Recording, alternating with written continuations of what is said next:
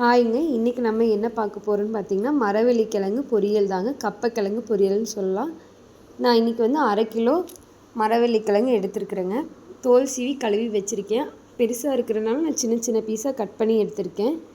தேவையான அளவு உப்பு, மஞ்சள்தூள் ஆட் பண்ணிக்கலாங்க. இப்போ நம்ம வந்து கிழங்க வேக வச்சுக்கலாம். ஒரு 10லேருந்து 15 நிமிஷம் தான் ஆகுங்க கிழங்கு வெந்து வரக்கு. இப்போ ஒரு 5 நிமிஷம் ஆயிடுச்சு.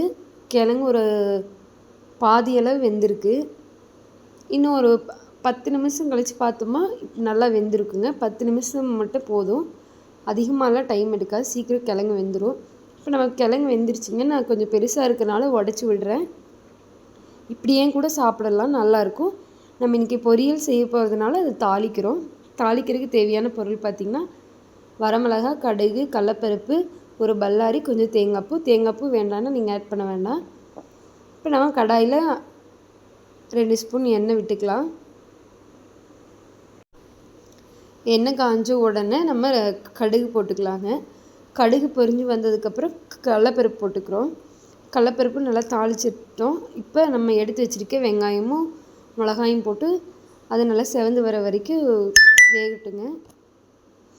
நல்லா செவந்து வந்ததையும் நம்ம எடுத்து வச்சுருக்க தேங்காய்ப்பூ போட்டுக்கிறோம். தேங்காய்ப்பூ நல்லா பொன்னிறமாக வதங்கி வரணுங்க. இப்போ நம்ம ஆல்ரெடி வேக வச்சு கிழங்கு எடுத்து இதில் போட்டு நல்லா ஒரு கலரி எடுக்கணுங்க.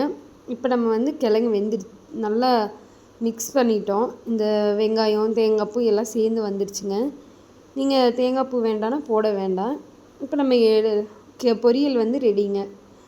இது நல்லா டேஸ்ட்டாக இருக்கும். நீங்களும் செஞ்சு சாப்பிட்டு பாருங்கள். நம்ம பருப்பு சாப்பாட்டுக்கு கிழங்கு வச்சு சாப்பிட்டோம், செம்மையாக இருந்ததுங்க.